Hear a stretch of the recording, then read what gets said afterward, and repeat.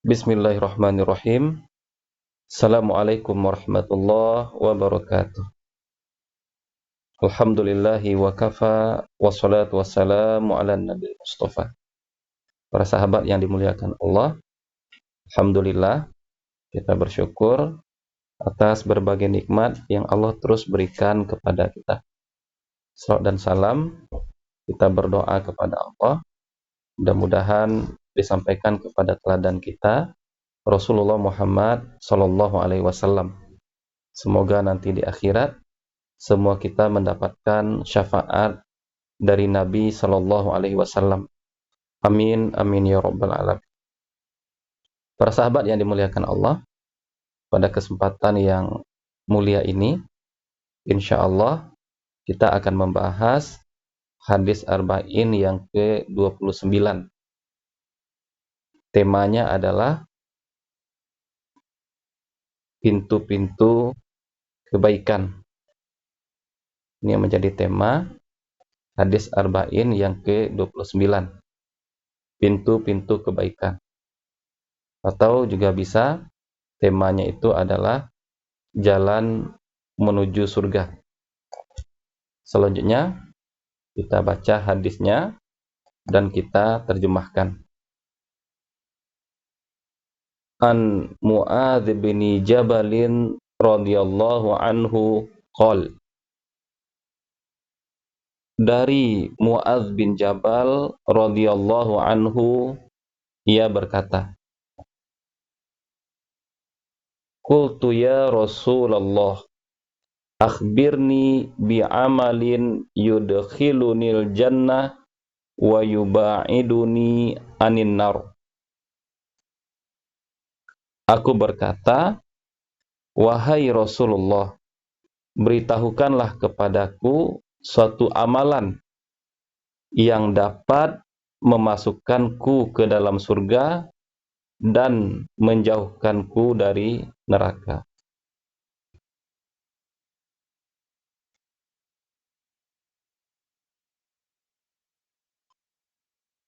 Qal laqad sa'alta an azim wa innahu layasirun ala may yassarahullahu alaih.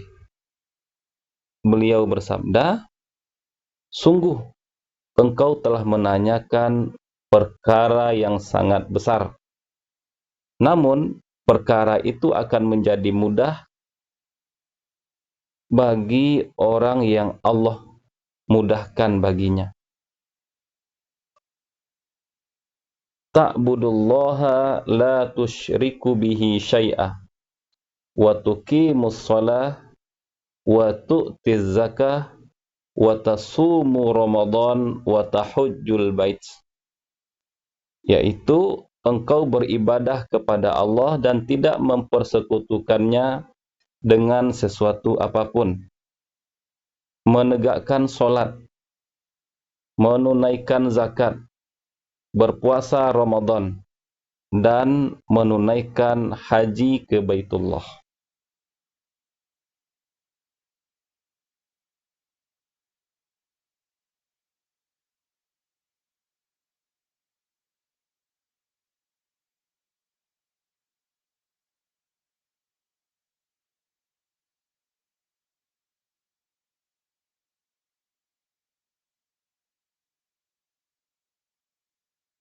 Summa qol ala adulluka ala abwabil khair. Kemudian beliau bersabda, maukah aku tunjukkan kepadamu pintu-pintu kebaikan? As-sawmu junnah, was-sadaqatu tudfi'ul khati'ata kama yudfi'ul ma'un nar, wa salatul rajuli fi jawfil lail.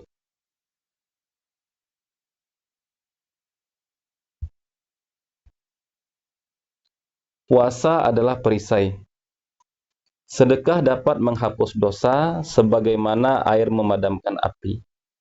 Dan solat seseorang di tengah malam. Summa tala tatajafa junubuhum anil madaja. hatta balagha ya'malun. Kemudian beliau membaca firman Allah, lambung mereka jauh dari tempat tidur mereka, hingga akhir ayat, sebagai balasan atas apa yang mereka kerjakan. Quran Surat As-Sajdah ayat 16 sampai 17.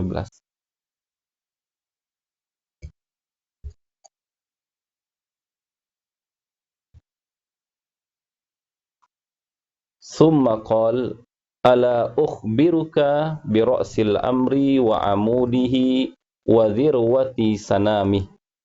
Kemudian beliau bersabda, maukah aku beritahukan kepadamu pokok segala urusan, tiangnya, dan puncak tertingginya? Qultu bala ya Rasulullah. Aku menjawab, tentu wahai Rasulullah. Qal ra'sul amril Islam wa amuduhus salah wa dhirwatu sanamihil jihad. Beliau bersabda, pokok segala urusan adalah Islam. Tiangnya adalah salat dan puncak tertingginya adalah jihad.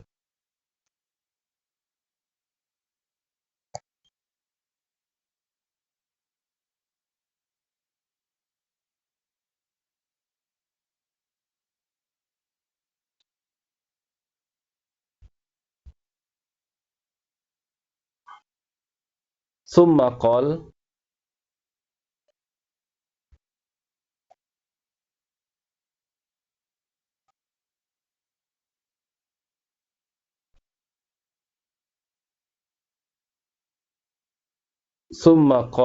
ala ukhbiruka bimilaki dzalika kullih. Kemudian beliau bersabda, maukah aku beritahukan kepadamu pengendali dan penjaga seluruh perkara itu? Qultu bala ya Rasulullah. Aku menjawab, tentu wahai Rasulullah. Fa akhadha bilisanihi faqal kuffa alaika hadha.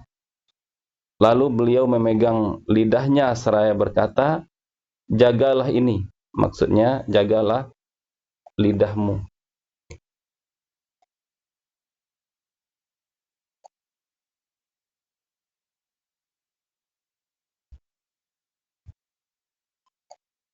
Faqultu ya Nabi Allah, wa inna lamu'akhadzuna bima natakallamu bih. Aku bertanya, wahai Nabi Allah, apakah kita benar-benar akan dimintai pertanggungjawaban atas apa yang kita ucapkan? Faqal sakilatska ummuk wa hal yakubbun nasa fin nari ala wujuhihim aw qala ala manakhirihim illa hasaidu alsinatihim. Beliau bersabda, celakalah engkau wahai Muaz, bukankah yang menyeret manusia ke dalam neraka hingga mereka tersungkur di atas wajah-wajah mereka? Atau beliau mengatakan, di atas hidung-hidung mereka tidak lain adalah panen dari lisan mereka.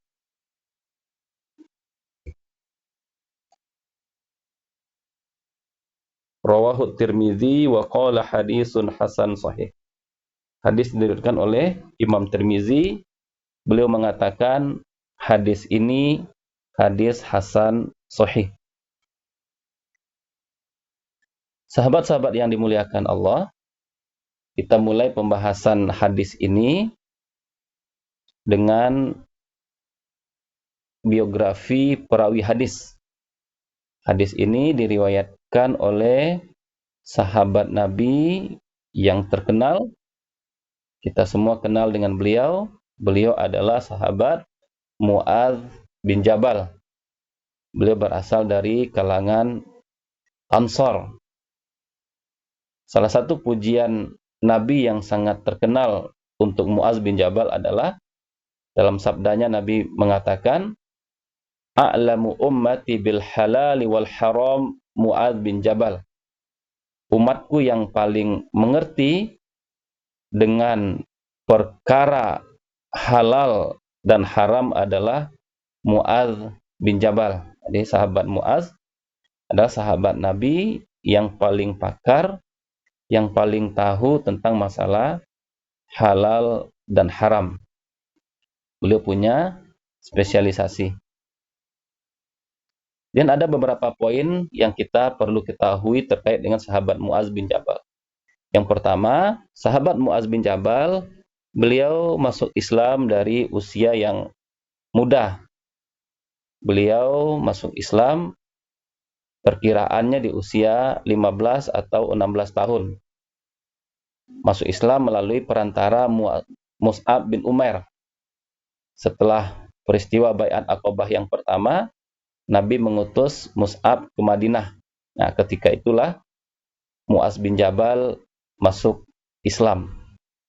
Jadi sangat banyak keuntungan yang akan diraih, yang akan didapat oleh seseorang jika dia sudah kenal Islam sejak kecil. Paling tidak nanti setelah dewasa, dengan pemahaman Islam yang didapatkan dari kecil, ketika sudah dewasa, memilih pekerjaan, dia pasti memilih pekerjaan yang halal. Begitupun ketika mencari jodoh.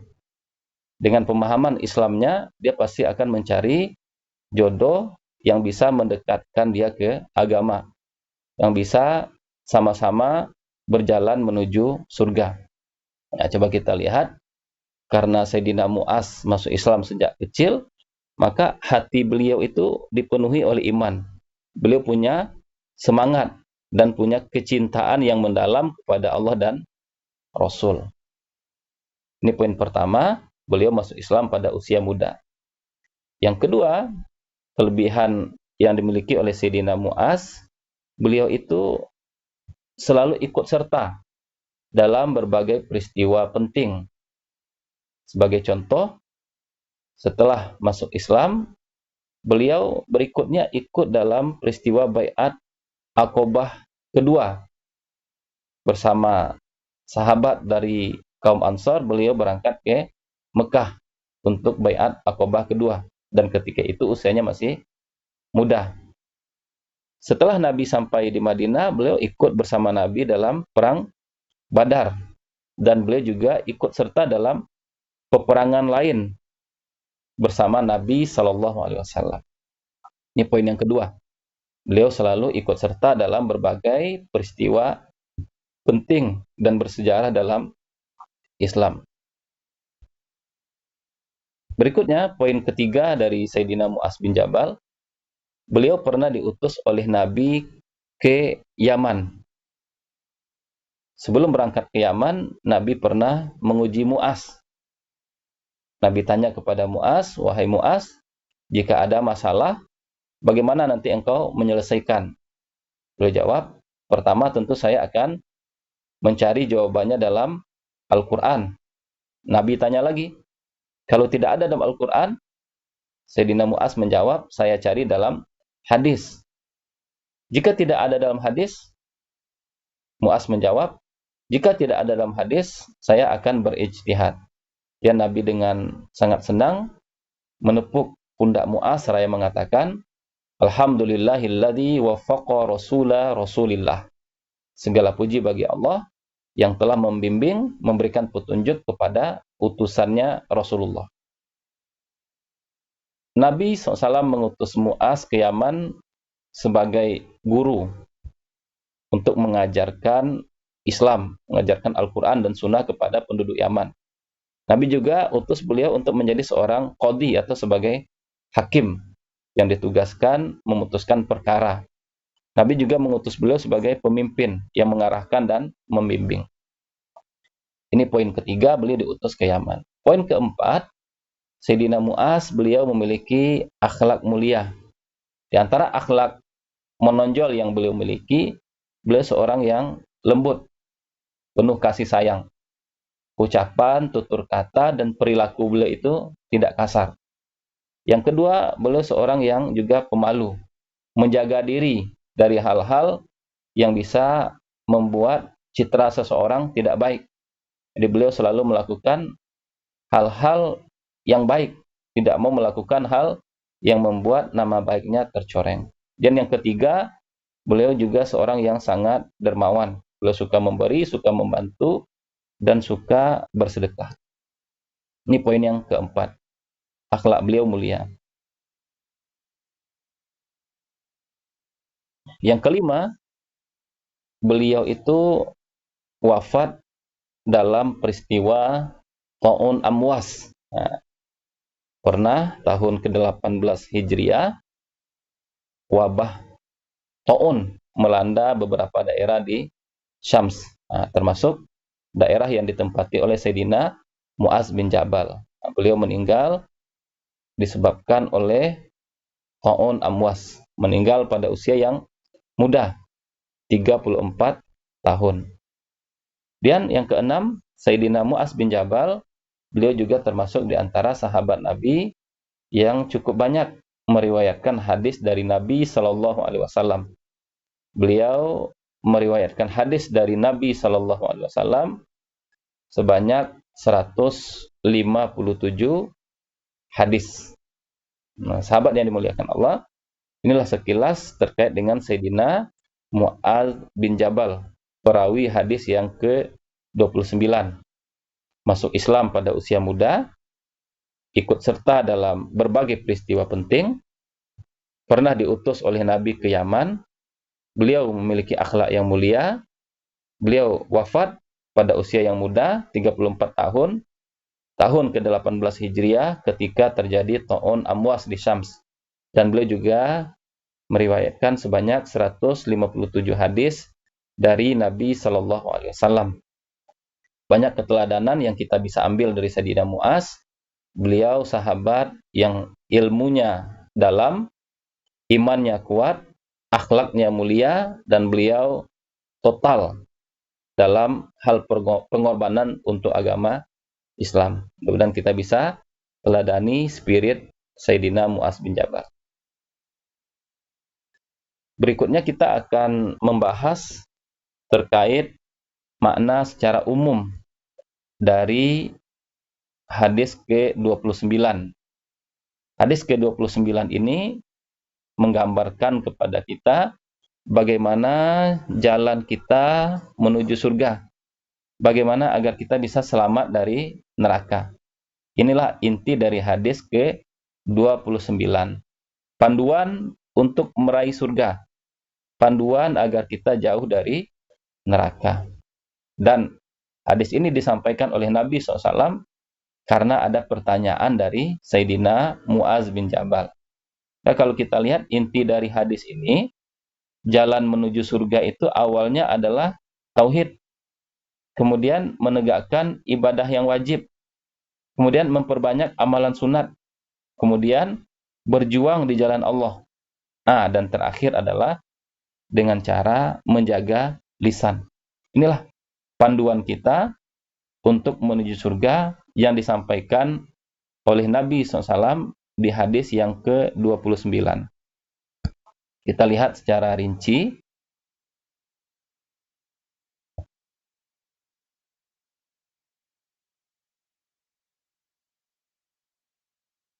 Inti hadis ini yang pertama adalah fondasi tauhid. Bagaimana kita menyembah Allah, tidak mempersekutukan Allah dengan sesuatu apapun. Dan yang kedua, inti dari hadis ini adalah rukun Islam. Sholat, zakat, puasa, dan haji bagi yang mampu. Yang ketiga, inti dari hadis ini adalah terkait dengan pintu-pintu kebaikan atau amal-amal sunnah. Dimulai dari puasa sunnah, kemudian sedekah, dan yang ketiga adalah sholat malam. Dan dalam hadis ini juga terkait ada penjelasan terkait dengan struktur agama. Struktur agama Islam disampaikan dengan perumpamaan yang sangat indah. Dimulai dari Islam adalah pokok segala urusan, kemudian sholat adalah tiang dari agama, dan jihad adalah puncak pengorbanan dalam agama. Dan yang terakhir, dalam hadis ini Nabi memperingatkan kepada kita agar kita selalu menjaga lisan. Seorang yang bisa menjaga lisan, dia akan mendapatkan pahala, akan terbuka pintu kebaikan dan akan mendekatkan dia ke surga. Sebaliknya, ketika lisan tidak dijaga, lisan bisa menghadirkan dosa dan juga bisa menyebabkan orang lain tersakiti. Ya, coba kita lihat, hadis ini merupakan peta hidup atau peta jalan, roadmap seorang muslim menuju surga. Diawali dengan tauhid, keimanan, kemudian setelah itu diiringi dengan ibadah wajib, menegakkan rukun Islam, dan ditambahkan dengan amalan-amalan sunnah, kemudian diikuti dengan perjuangan untuk menegakkan agama, dan ditutup dengan menjaga lisan. Jika semua ini dilakukan, maka kita akan sampai ke tujuan akhir kita, akan masuk surga dengan rahmat Allah. Sahabat-sahabat yang dimuliakan Allah, berikutnya kita membahas beberapa pelajaran penting yang bisa kita ambil dari hadis Arba'in yang ke-29. Pelajaran penting yang pertama dari hadis ini adalah terkait dengan semangat untuk mengetahui amalan-amalan yang bisa mengantarkan ke surga. Dan ini kita lihat menjadi karakter dari sahabat Nabi, khususnya Sayyidina Mu'adz bin Jabal. Ketika bertemu dengan Nabi, ketika ada kesempatan untuk bertanya kepada Nabi, pertanyaan yang beliau tanyakan adalah, apa amal yang bisa mengantarkan ke surga? Dan dari sini kita bisa melihat, para sahabat itu, mereka punya obsesi bagaimana bisa masuk surga. Boleh dikatakan, tidak ada sahabat itu ketika bertanya kepada Nabi, bagaimana caranya menjadi kaya, bagaimana caranya mempertahankan jabatan. Hampir tidak ada. Sahabat itu kalau bertemu dengan Nabi, bisa bertanya, pertanyaannya selalu, bagaimana bisa kita masuk surga. Terlihat dengan jelas oleh kita, visi misi dan obsesi para sahabat itu adalah, mereka ingin masuk surga. Mereka mengerti, dunia ini jika dibandingkan dengan surga, tidak ada apa-apanya. Maka mereka selalu berusaha mencari, mengetahui berbagai macam amal yang bisa mengantarkan ke surga. Ini juga bisa kita aplikasikan dalam hidup. Kita punya obsesi untuk mengetahui amal-amal yang bisa mendekatkan kita ke surga. Dan yang kedua, pelajaran dari hadis ini adalah kita coba sedikit melihat hubungan atau korelasi antara hadis Nabi, lai yudkhilal jannata ahadan amaluh. Dalam sebuah hadis dikatakan oleh Nabi SAW, tidak seorang pun yang bisa masuk surga karena amalnya. Dan dalam hadis ini, Nabi menjelaskan, wa innahu layasirun ala may yassarahullahu ta'ala alaih. Perkara itu mudah. Perkara untuk bisa masuk surga dan selamat dari neraka mudah bagi siapapun yang Allah mudahkan baginya. Nah, menarik di sini adalah kita itu masuk surga tentu bukan dengan amal kita.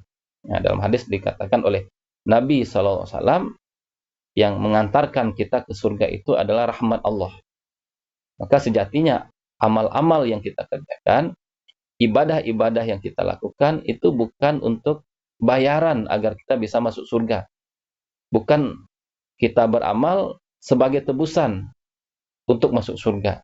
Karena amal-amal kita tentu sangat tidak sebanding dengan kenikmatan yang ada di surga. Kita beramal hanya sekian tahun, sementara surga itu kekal dan abadi. Maka sangat tidak sebanding. Maka bukan amal yang mengantarkan kita ke surga, tetapi dengan kita beramal, kita taat, kita beribadah kepada Allah, kita akan mendapatkan rahmat Allah. Dan rahmat Allah inilah yang mengantarkan kita ke surga. Ini pelajaran yang kedua. Dan pelajaran yang ketiga dari hadis ini, Hadis ini mengajarkan kepada kita bahwasanya melakukan amal soleh itu mudah. Mudah untuk melakukan amal soleh. Bagi siapa? Wa innahu layasirun ala may yassarallahu alaih. Melakukan amal soleh yang bisa mengantarkan ke surga, bisa menyelamatkan dari neraka itu mudah bagi orang yang dimudahkan oleh Allah. Siapa orang yang dimudahkan oleh Allah? Mereka adalah orang yang mendapatkan taufik dari Allah. Mereka bersungguh-sungguh sehingga mereka dimudahkan oleh Allah. Setidaknya ada 4 hal yang jika itu ada pada diri kita, kita akan mudah melakukan amal soleh. Yang pertama adalah ilmu yang benar. Kita punya pengetahuan tentang keutamaan, tentang fadail suatu amal, maka kita termotivasi. Kemudian yang pertama ilmu, yang kedua itu adalah niat yang benar. Nah, sungguh-sungguh siapa yang punya niat total 100%, maka dia akan dimudahkan oleh Allah. Bahkan seseorang yang berniat untuk berjihad, meskipun meninggal di atas kasur, diberikan oleh Allah pahala yang sama dengan orang berjihad. Dan yang mendukung kita juga untuk bisa mendapatkan kemudahan dalam beramal, lingkungan yang baik. Yang berikutnya tentu adalah tidak lepas dari taufik Allah. Jika 4 hal ini ada, insya Allah kita mudah melakukan berbagai macam ketaatan. Niat yang benar, ilmu yang cukup, lingkungan yang baik, dan taufik dari Allah. Ini pelajaran yang ketiga. Berikutnya pelajaran yang keempat. Hadis ini mengajarkan kepada kita agar kita mengamalkan rukun Islam. Kata Nabi, ta'budullaha la tusyriku bihi syai'a. Yang pertama adalah terkait dengan tauhid, beribadah kepada Allah, tidak menyekutukan Allah dengan apapun. Yang kedua, wa tuqimus shalah. Hendaklah engkau, kata Nabi, menegakkan atau mendirikan salat. Wa tu'tiz zakah, membayarkan zakat. Wa tasumu Ramadan, dan melaksanakan puasa Ramadan. Dan yang terakhir, wa tahujjul bait, disempurnakan dengan ibadah haji. Ini pelajaran yang keempat, mengamalkan rukun Islam.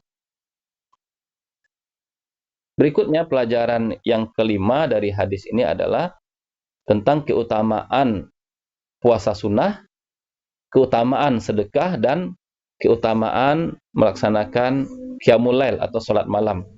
Kata Nabi, as-saumu junnah. Puasa itu adalah perisai. Puasa bisa melindungi seseorang dari perbuatan maksiat. Yang kedua, keutamaan dari sedekah. Was-sadaqatu tudfi'ul khati'ah kama yudfi'ul ma'un nar. Sedekah bisa memadamkan dosa sebagaimana air memadamkan api. Sedekah itu bisa menggugurkan dosa-dosa kecil. Yang ketiga, keutamaan dari salat malam. Wa salatu rajuli fi jawfil lail.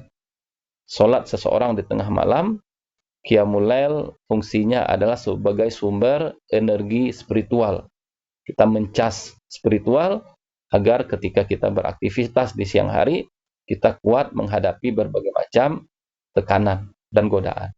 Berikutnya pelajaran yang keenam adalah kedudukan salat dan jihad dalam Islam. Kata Nabi SAW, Rasul Amril Islam, pokok perkara adalah Islam. Wa amuduhus sholah, dan tiangnya adalah sholat. Kemudian wazirwatu sanamihil jihad, dan puncaknya adalah jihad. Dikatakan oleh Nabi di sini bahwa sholat itu adalah tiang agama. Suatu bangunan kalau tiangnya tidak ada pasti akan roboh. Dan jihad dikatakan adalah puncak dari segala perkara, puncak perjuangan. Jihad adalah pelindung bagi agama. Kalau tidak ada jihad, agama ini akan dirongrong, akan diganggu oleh orang yang tidak senang. Maka puncak perjuangannya adalah ketika kita berjihad, ketika kita mengorbankan apa yang kita miliki demi agama kita. Ini pelajaran yang keenam. Berikutnya pelajaran yang terakhir, pelajaran yang ketujuh dari hadis ini, pengaruh lisan dalam kebaikan dan keburukan. Kata Nabi, kuffa alaika hada. Tahan lisanmu ini, kata Nabi. Lisan itu dia tidak bertulang, sangat mudah digerakkan, tapi dampaknya besar. Bisa menghadirkan kebaikan, bisa menghadirkan keburukan. Lisan bisa menghadirkan pahala, juga bisa menyebabkan datangnya dosa. Lisan bisa menghadirkan kedamaian, bisa juga menyakiti orang lain. Lisan bisa mengantarkan ke surga, juga bisa menjauhkan dari neraka, bisa menjauhkan dari surga. Dengan lisan kita bisa dicintai oleh Allah, disukai oleh manusia. Sebaliknya, jika tidak dijaga, lisan mengantarkan kita ke neraka. Sahabat-sahabat yang dimuliakan Allah, terakhir kita akan membahas bagaimana kita mengimplementasikan hadis ini dalam kehidupan kita.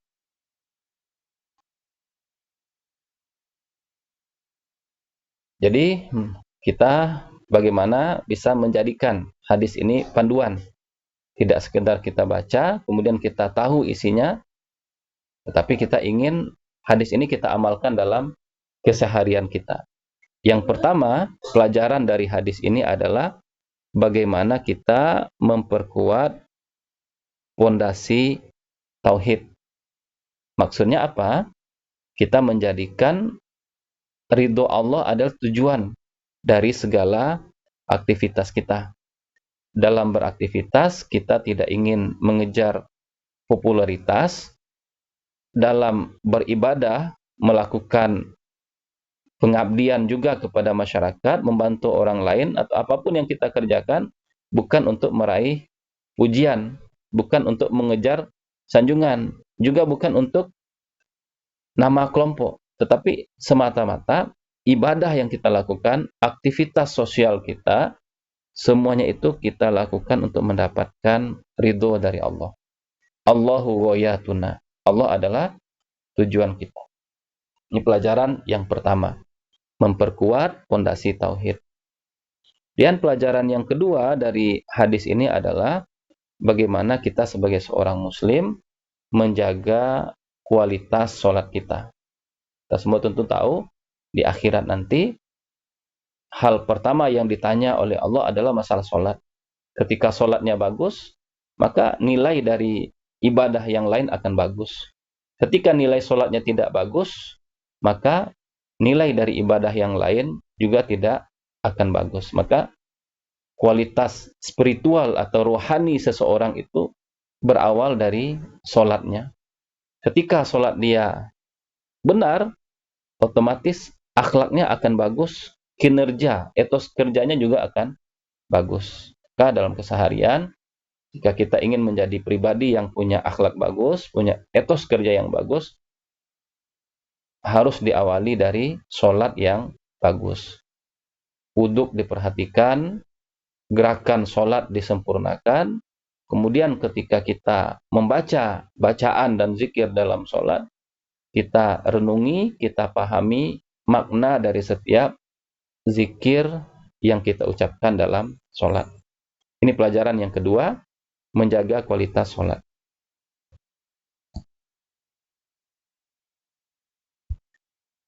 Berikutnya, pelajaran yang ketiga adalah implementasi berikutnya adalah bagaimana kita menghidupkan amalan sunnah.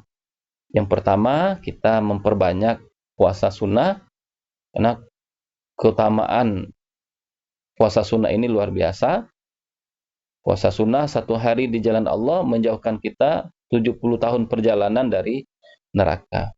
Ketika kita terbiasa puasa sunnah, kita akan menjadi pribadi yang bersabar, kita mampu mengendalikan diri, mengendalikan keinginan. Tidak semua yang diinginkan oleh nafsu harus terpenuhi. Agar kita bisa seperti itu, salah satu langkahnya adalah membiasakan diri puasa sunnah. Ibadah sunnah yang lain yang mesti dibiasakan adalah bersedekah. Kenapa demikian? Dengan bersedekah akan tumbuh jiwa memberi. Kita akan menjadi pribadi yang empati. Kita akan menjadi seseorang yang peduli dengan sesama, punya kepedulian. Amalan Sunnah ketiga yang perlu kita lakukan adalah qiyamul lail. Dengan qiyamul lail, di samping untuk charger ruhani kita, ini akan menghidupkan, menguatkan hubungan kita dengan Allah. Karena di saat qiyamul lail, malam tenang, orang tidak ramai, kita berduaan dengan Allah. Maka kita akan semakin dekat dengan Allah. Dan juga akan ada kebersamaan dari Allah atas setiap aktivitas kita. Akan dimudahkan, akan dilancarkan segala aktivitas kita. Pelajaran implementasi berikutnya adalah bagaimana kita bisa menjaga lisan dalam aktivitas sosial dan digital. Nah, kalau di zaman sekarang, lisan itu bukan hanya sekedar ucapan. Tulisan-tulisan kita di media sosial ini juga mewakili dari lisan kita. Maka seorang muslim, baik berbicara langsung ataupun di media sosial, harus bisa menjaga lisan dengan tidak ghibah, dengan tidak membuli atau mencela orang lain, dengan tidak sarkasme, dan tidak menyebarkan berita yang belum pasti. Baik share langsung ataupun dengan lisan. Jadi kita kalau dalam dunia media sosial, jangan sampai kita sudah share sebelum kita membaca atau menyaring apa yang kita share. Nah, maka kita perlu menjaga lisan, kita ucapkan ucapan yang baik, kita kalau bisa setiap ucapan kita itu menginspirasi. Setiap orang yang mendengar ucapan kita, mereka termotivasi melakukan kebaikan. Dan banyak dalam sejarah Islam, satu kalimat bisa melahirkan ulama. Guru Imam Bukhari misalnya, ketika melihat tulisan Imam Bukhari, gurunya mengatakan, saya lihat tulisan engkau tulisan seorang ulama hadis. Mendengar ucapan gurunya, setelah itu Imam Bukhari serius mendalami hadis. Akhirnya kita sekarang kenal dengan Imam Bukhari. Dan jangan sampai lisan kita dipakai untuk menghibah dan mencela, jangan sampai untuk mengejek, jangan sampai juga kita menyebar hoax dan berita yang belum pasti kebenarannya.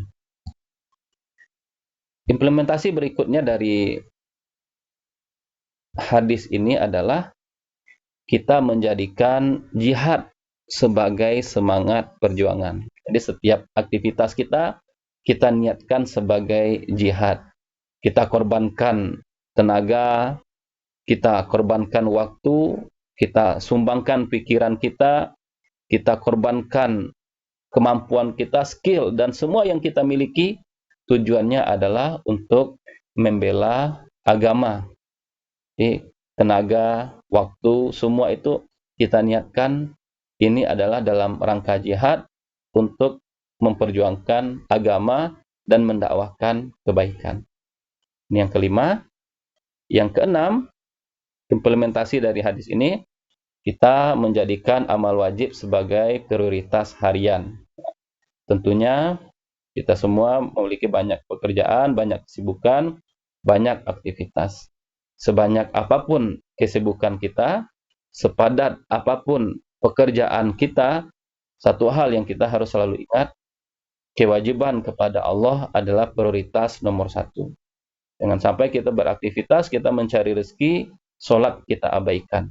Sangat aneh, rezeki dari Allah kita cari, tetapi di saat mencari rezeki, justru kita melakukan hal yang dimurkai oleh Allah. Maka dalam kehidupan kita, seorang muslim harus memprioritaskan sholat 5 waktu. Ketika hartanya sampai kepada nisab dan haul membayarkan zakat, saat datang bulan Ramadan, puasa Ramadan. Dan yang tak kalah penting adalah memiliki niat untuk bisa berhaji. Ini implementasi yang ke-6. Yang berikutnya, implementasi dari hadis ini adalah hadis ini menggabungkan antara ilmu dan amal. Artinya apa? Seorang muslim dia harus berilmu. Seorang muslim dia harus beramal. Tidak cukup ilmu saja tanpa amal, sebagaimana tidak cukup amal saja tanpa ilmu. Seseorang yang berilmu, maka dia akan ditunjuki kepada amal yang benar. Dan ketika ilmu seseorang bermanfaat, itu akan bisa dilihat dalam amalnya. Beramal tanpa ilmu tentu bisa membuat amal ini tidak benar, bisa membuat seseorang tersesat. Seorang muslim adalah dia terus belajar, dia tambah ilmu pengetahuan, kemudian setiap kali ilmu bertambah, zakat ilmu itu adalah dengan amal. Yang terakhir, implementasi dari hadis ini, bagaimana kita menjadi pribadi yang bermanfaat dan menjadi teladan bagi masyarakat. Dalam hadis itu disebutkan pintu-pintu kebaikan. Salah satunya adalah dengan bersedekah. Maka seorang muslim dimanapun dia berada, dia akan selalu berusaha menebarkan kebaikan. Seorang muslim dimanapun dia berada, dia akan berusaha membantu sesama, dia akan menjadi pemecah masalah, dia akan meringankan beban bagi orang-orang yang ada di sekitarnya. Kemudian, dia juga akan menjadi qudwah, menjadi teladan dalam ibadah, menjadi teladan dalam akhlak. Sehingga ketika seorang muslim seperti ini, atau seorang da'i seperti ini, menebarkan kebaikan, suka menolong, menjadi teladan, maka secara tidak langsung dia sudah mendakwahkan Islam. Meskipun dia tidak di mimbar, tapi dengan kebaikan yang ditebarkan di masyarakat, dia sedang mendekatkan dan mengajak orang kepada agama Islam. Sahabat-sahabat yang dimuliakan Allah, sungguh luar biasa hadis ke-29 Arba'in. Hadis ini menjadi peta hidup bagi kita agar kita bisa meraih surga.